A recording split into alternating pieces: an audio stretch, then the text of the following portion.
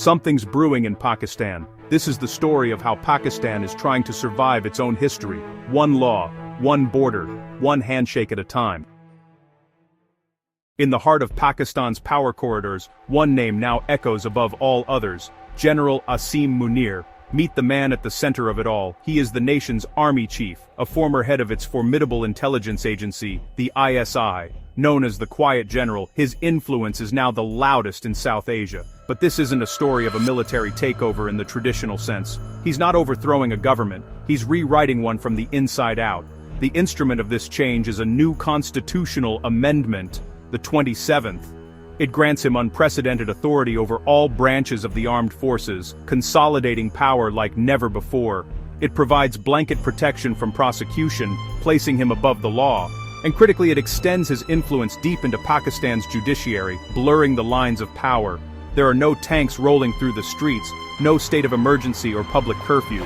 This power grab is executed with just a pen, paper, and the carefully maintained illusion of democracy. The civilian government, a partner in this arrangement, calls it a necessary stabilization measure. But critics, silenced at home and watching from abroad, call it a coup in slow motion. Either way, it cements what has always been the unspoken truth of Pakistani politics. The army doesn't answer to Pakistan. Pakistan answers to the army.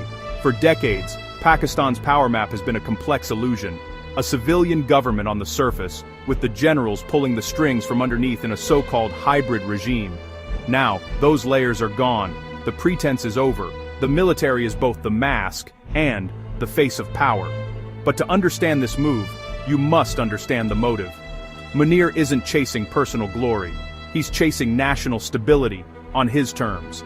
He sees a nation bleeding from its porous borders, broke from decades of economic mismanagement and haunted by the specter of extremism it once helped create.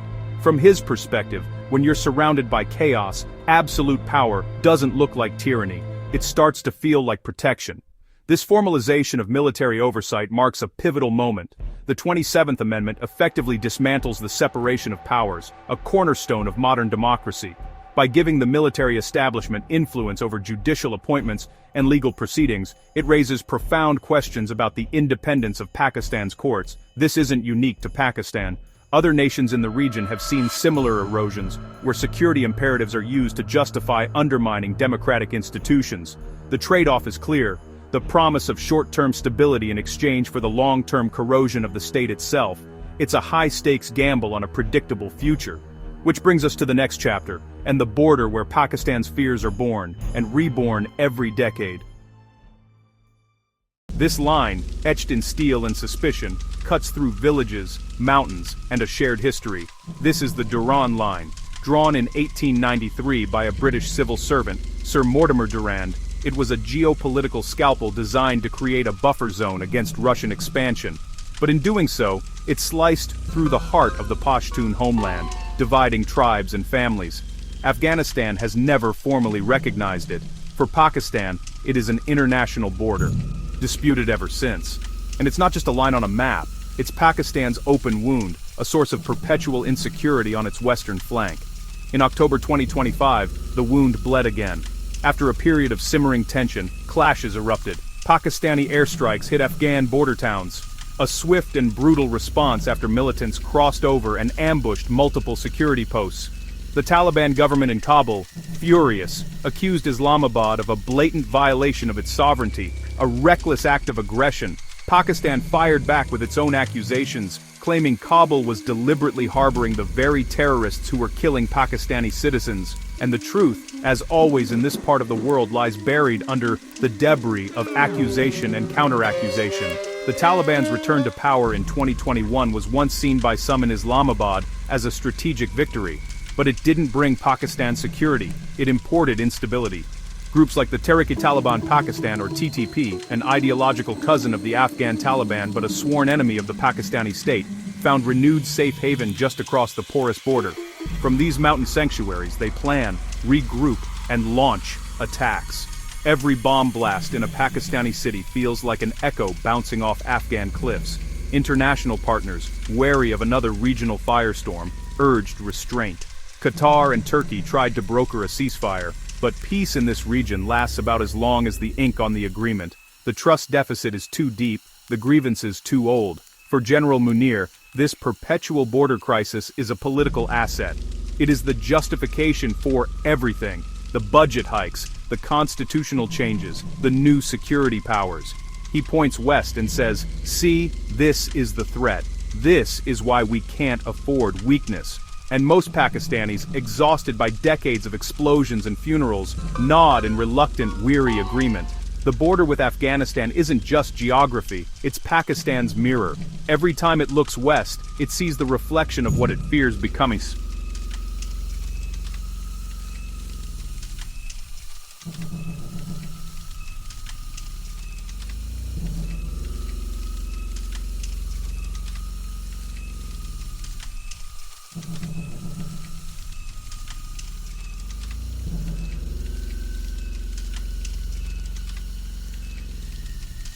This is the cycle of security spillovers. Militant groups like the TTP exploit the Durand Line's ambiguity, using Afghan soil as a springboard. Pakistan responds with kinetic force, airstrikes, and border closures. This creates a trade-off. While airstrikes may degrade militant capabilities in the short term, they alienate the Afghan government and population, making future cooperation against the TTP less likely. Political engagement is sacrificed for immediate security, and there is a profound civilian cost. Communities living along the border, already among the most impoverished, are caught in the crossfire. Livelihoods are destroyed by border closures, and families are displaced by the fighting. This constant state of crisis fuels resentment, creating fertile ground for the very extremism the military actions aim to crush. It's a self-perpetuating conflict, written on the landscape and on the faces of its people. But Pakistan doesn't just look west for problems, it looks north for solutions, and often for permission. China, the all-weather friend. Beijing calls it brotherhood. Islamabad calls it lifeline. The rest of the world calls it what it is: dependence. The China-Pakistan Economic Corridor, CPEC, was supposed to change everything: highways, power plants, ports, the blueprint for prosperity. But a decade later, the shine has faded, debt has piled up, projects are delayed, and the friendliest lender in Asia is quietly losing patience. In 2025, China pulled out of one of its biggest Pakistan projects, a major railway upgrade. Now, Pakistan's turning to the Asian Development Bank for the same funds. Diplomatically, it's called diversification. Economically, it's called desperation. Gwadar, once hyped as the next Dubai, now stands half-built and half-used. For China, Pakistan is a corridor. For Pakistan, China is a crutch. Both are limping. Munir needs China, China needs stability, but the price of that partnership is sovereignty. And sovereignty is the one thing Pakistan keeps mortgaging. But far from the Chinese debt and Afghan dust, there's another chapter being written, one that looks surprisingly optimistic. 50 years after a war that tore them apart, Pakistan and Bangladesh are quietly shaking hands again. The reconciliation is happening not in grand halls of diplomacy, but in the quiet, functional spaces of global commerce. No parades, no headlines, just ships. In early 2025, direct trade resumed between the two nations for the first time since 1971. For decades, goods traveled through third-party ports like Colombo or Singapore, adding weeks and significant costs. Now, that inefficiency is gone. Rice shipments, cotton, pharmaceuticals, port access, diplomatic warmth. A Pakistani Navy ship even visited Chittagong, a gesture unthinkable a decade ago, given the port's brutal history during the War of Liberation. For Bangladesh, it's a pragmatic calculation. It wants diversified trade routes to reduce its dependency on any single neighbor and cement its status as a rising economic power. For Pakistan, it's a search for redemption, or at least relevance, in a region where its influence has waned.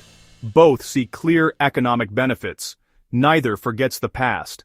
Half a century ago, this partnership drowned in blood, betrayal, and a genocide that remains an open wound. Now it's trying to resurface, cautiously, one container at a time. It's diplomacy built not on trust, but on cold, hard necessity. Their joint economic commission met after a 20-year silence, a clear signal that commerce is now the priority. Karachi offered Dhaka access to its ports, a gateway to Central Asia.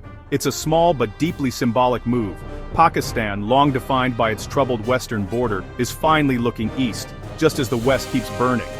To the military establishment, it's a strategic win, proof that Pakistan can rebuild alliances and project economic influence without firing a single shot. To skeptics, it's just optics, a convenient photo op to distract from constitutional crackdowns and economic turmoil at home. Whatever it is, it shows something Pakistan hasn't shown in a while: movement. Even if it's sideways, this eastward recalibration is about more than just trade figures. It's a test of whether economic logic can pave over deep historical grievances. The mechanics are straightforward: direct shipping routes, streamlined customs, and exploring preferential tariffs.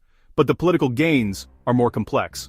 For Pakistan, it's a chance to rebrand as a trade partner, not just a security state. For Bangladesh, it's a delicate balance, engaging economically while upholding the memory of its independence struggle.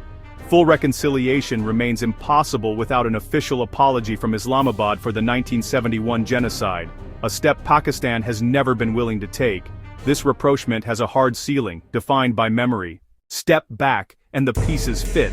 A general consolidates power, a border bleeds, a superpower retreats, and a neighbor forgives, sort of. 4 moves, 1 pattern. Pakistan isn't expanding, it's defending. Every amendment, every alliance, every handshake, a reflex of survival.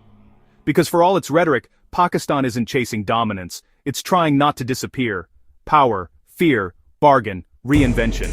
It's not just Pakistan's story, it's every fragile state's story trying to stay relevant in a world that's moved on. So, what does Pakistan become? A stronger fortress, or a gilded cage? Tell us what you think. Is this survival or surrender? This is Global Subtext, and this was Pakistan's geopolitical reshuffle. Stay sharp, stay curious.